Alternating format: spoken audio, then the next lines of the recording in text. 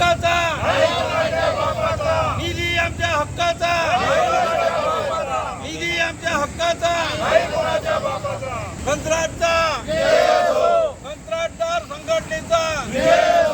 कोटींची बिले अडकली आणि कंत्राटदार रस्त्यावर उतरलेत। आश्वासन मिळाली परंतु पैसे नाही। आता मात्र संताप उसळलाय। ठिय्या आंदोलन, घोषणाबाजी आणि थेट काम बंद। जिल्हा जीवन प्राधिकरणाच्या प्रलंबित बिलांच्या मुद्द्यांवरनं कंत्राटदार आक्रमक झाल्याचं चित्र पाहायला मिळत आहे। 2024 ते 2026 या कालावधीत तब्बल 18 कोटी 81 लाख रुपयांची बिले थकीत असल्याचा आरोप करण्यात आलाय। आम्ही महाराष्ट्र जीवन प्राधिकरणचे सर्व कंत्राटदार आज दिनांक 6 मे पासून या आंदोलनाला बसलेलो आहोत।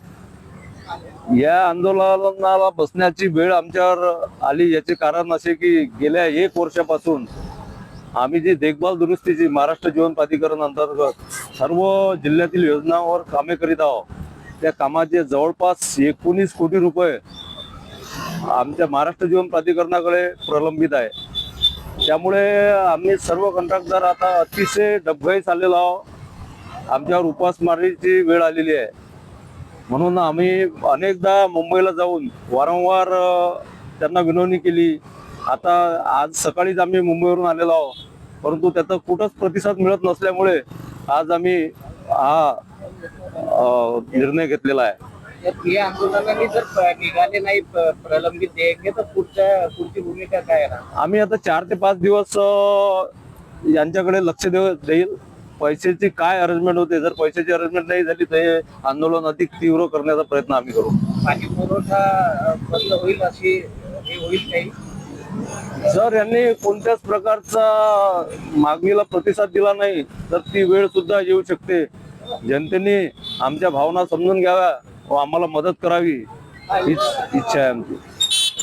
एप्रिल 2026 मध्ये प्रशासनाकडून ही बिले लवकरच देण्याचं आश्वासन देण्यात आलं होतं। मात्र त्यानंतरही प्रत्यक्षात कोणतीही पूर्तता न झाल्याने कंत्राटदारांमध्ये तीव्र नाराजी पसरली आहे। याच पार्श्वभूमीवर जिल्हा जीवन प्राधिकरण कंत्राटदार असोसिएशनच्या वतीने ठिय्या आंदोलन सुरू करण्यात आलंय। तसेच 6 मे पासून बेमुदत काम बंद आंदोलनाची घोषणा करण्यात आली आहे। यामुळे अनेक विकास कामांवर परिणाम होण्याची शक्यता व्यक्त केली जात आहे। मजिप्रा कार्यकारी अभियंता कार्यालयासमोर कंत्राटदारांनी जोरदार घोषणाबाजी करत प्रशासनाविरोधात संताप व्यक्त केलाय। बिले तात्काळ न मिळाल्यास आंदोलन आणखी तीव्र करण्याचा इशाराही देण्यात आला आहे। या प्रकरणामुळे प्रशासन आणि कंत्राटदारांमध्ये संघर्ष तीव्र होण्याची शक्यता निर्माण झाली आहे।